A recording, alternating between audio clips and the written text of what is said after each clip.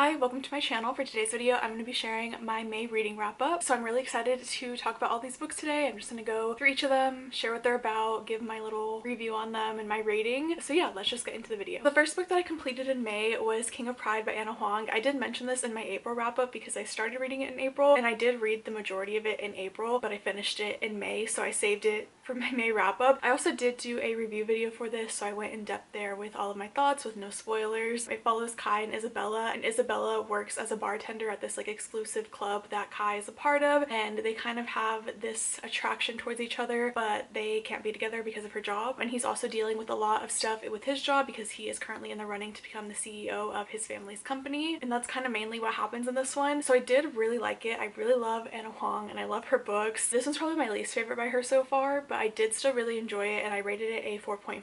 Next, I read That One Night by Emily Rath. This is a prequel novella to her hockey romance series. So That One Night basically follows Jake and Rachel, and the two of them meet at a hotel bar in Seattle, and basically they just decide that they're not going to exchange any information, not even names. They're going to have a one-night stand together and then just kind of walk away from it and forget about it and move on. So that's pretty much it. Like I said, it's a novella. It's super short. I think it's like 130-ish pages. I don't really have much to say about it. I mainly read it because I wanted to start this series, and the novella obviously comes before the series. It's not like absolutely necessary to read it to understand, but it does give a lot of background to these characters and like what happened with them, so I feel like it should be read before going into the series. But the first book in the series is Pucking Around. So this is actually a why choose romance, meaning that there is one female main character and then 3 male main characters, and she does end up in a relationship with all of them and she does not pick one in the end. And so this is actually the first why choose book that I have ever read, and this book specifically I was seeing it all over TikTok, and that's kind of why I decided to pick it up. Also, I love hockey romance. So in this book you are following the characters that you meet in That One Night. So you're following Rachel again. She just got a job with the hockey team in Jacksonville, so she moves there, and she's a doctor, so that's what the job is. She ends up running into Jake again, who is the guy she had the one-night stand with because he plays on the hockey team. However, she also meets Caleb and Ilmari. I think that's how you say his name. And so Caleb is the equipment manager and then Ilmari is the goalie of the team, and basically she ends up having relationships with all 3 of them at the same time. And that's pretty much it. That's what this book is. There isn't really a lot that happens in this book. It's very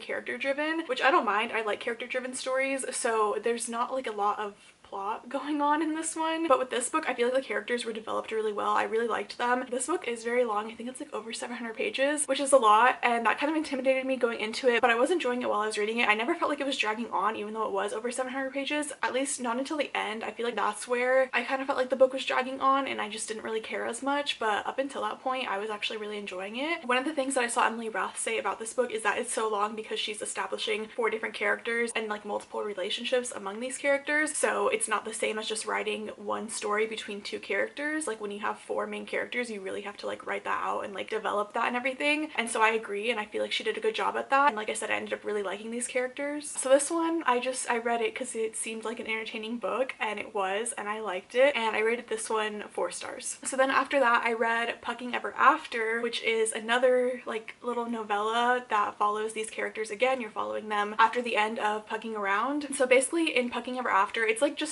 a few short stories that take place in the future, and so they all kind of had like different things going on in them. I think there was like 5 little stories in there that just follow these characters. There really wasn't much to this book either. It was kind of just like an extended epilogue of these characters, and this is like volume 1. I'm pretty sure she's gonna write more. So the next book that I read was Part of Your World by Abby Jimenez. So I finally got to this book. I always talked about it. I always put it on my TBRs. I've been wanting to read it for so long, and I finally did it, and I absolutely loved it. I thought it was so good. Basically this book follows Alexis and Daniel. They are complete opposites. She is a doctor in the city and he is a carpenter in a really small town. They run into each other one night, they have a one-night stand, and it basically just goes from there. The 2 of them have this like, you know, immediate attraction to each other, but they can't really be together because their lives are just so different. She also lives like 2 hours away. So like I said, I loved this book so much. I absolutely love Abby Jimenez, so I knew I was gonna really enjoy this one once I finally got to it. I did do a video going more in depth on my thoughts on this book, so that's up on my channel, but I ended up rating this one 5 stars. And then after that, of course, I read Yours Truly. This book follows Bree and Jacob, and Bree is Alexis's best friend from the first book, and basically they both are doctors. They work at the same hospital. Jacob just started working there and things don't really start off that great for him, and Bree immediately doesn't really like him. And then also to add on to that, Bree has been going through a lot with her family because her brother is in need of a kidney. But then one day Jacob writes this letter to her and it basically changes her opinion on him. They kind of start to become friends, and eventually Jacob ends up offering his kidney for her brother. So this book, again, I do have a video on it. It's in the same video as my Part of Your World video.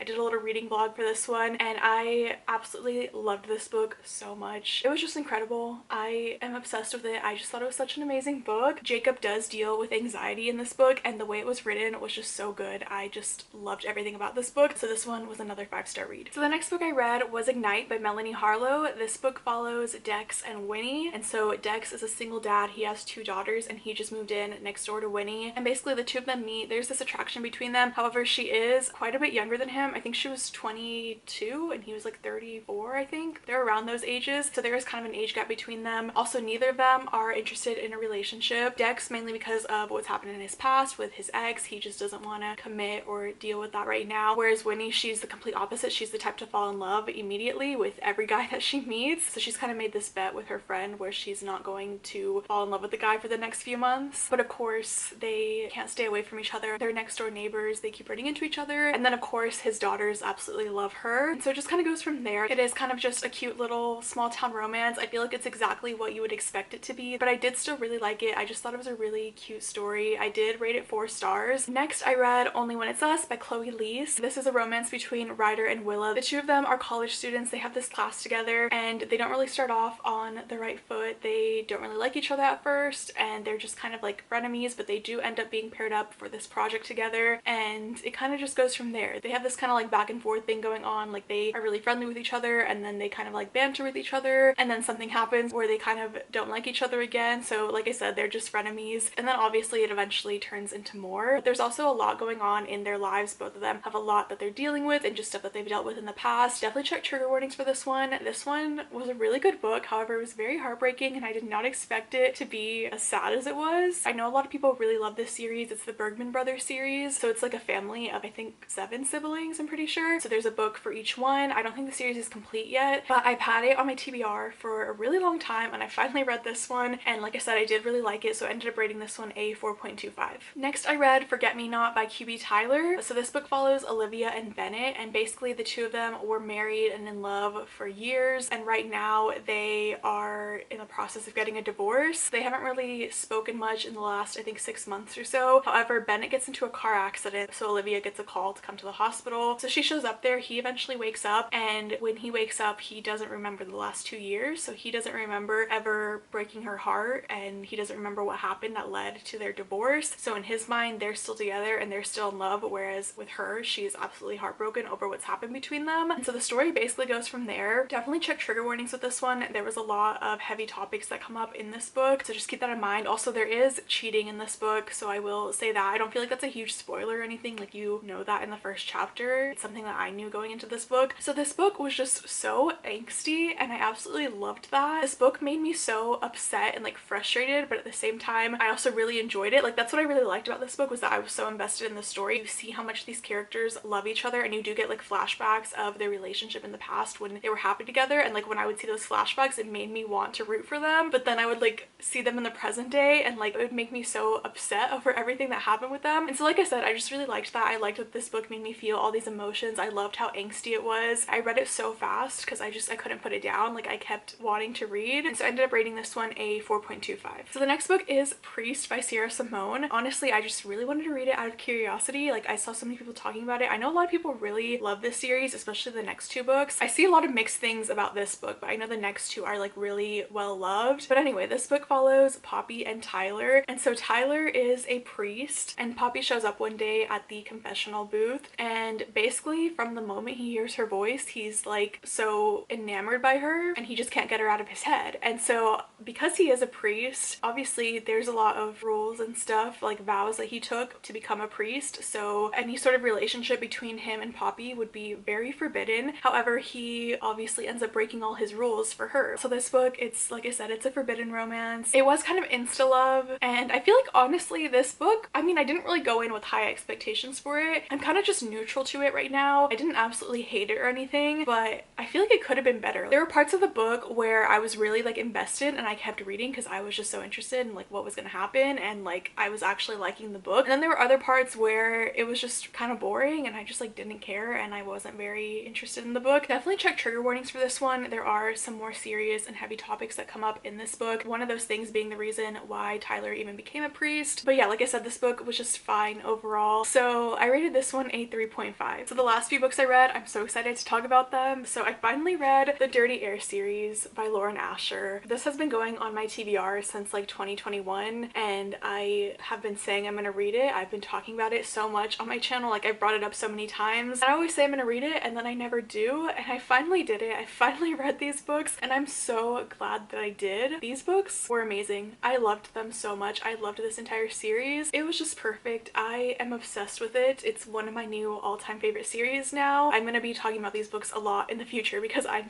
can't stop thinking about them. Like, it was such a good series. I wish I hadn't put it off for so long, and I didn't really expect that with this series. Like, I knew I would like it. I was really excited for it. I knew I'd probably enjoy these books, but I didn't expect to just love it as much as I did and to become like this obsessed with it and this invested into these characters and these stories. So I am gonna go through these really quickly, just kind of share the tropes, what they're about, and just give my rating. I won't go too in depth because I did do a reading vlog for this series, so that will be coming. That should be my next video, I'm pretty sure. But this series does follow F1 drivers. So the first book is Throttled and it follows Maya and Noah. So Noah is a Formula 1 driver and then Maya is his rival slash teammate's younger sister. So basically Maya's brother, his name is Santiago, he just signed on with a new team. So now he's on the same team as Noah. The two of them were rivals, now they're teammates, and Maya decides to join him for this season because she just graduated from college. And so she meets Noah and obviously it just kind of goes from there. So this book, like I said, I absolutely loved it. I ended up rating it 5 stars. The next book is Collided. This one follows Sophie and Liam. And Liam, he's an F1 driver. Sophie is the daughter of the team principal for his rival team, and the two of them basically become friends with benefits. She has like this bucket list that she's trying to complete and he helps her with it. And so this one, again, absolutely loved it. 5 stars. Next is Wrecked. This one follows Jax and Elena. This one's kind of an enemies to lovers story. Jax, again, is a Formula 1 driver. Elena is his PR manager. The two of them are forced to spend all this time together. She has to help him out with his image and everything. He's dealing with a lot. This one was a very heartbreaking book, honestly, but it was so amazing. I loved it so much. Again, another 5-star read. And then lastly, I have Redeemed, which follows Santiago and Chloe. Santiago, like I said earlier, is Maya's brother from the first book. So in this one, it's Grumpy Sunshine. It's also fake dating. Basically, they end up in this fake dating situation. I don't want to get too much into what this book is about because I don't want to go into spoilers, because I feel like this one is one that I just don't want to share what it's about, but it's so good. I loved this one so much. It was amazing.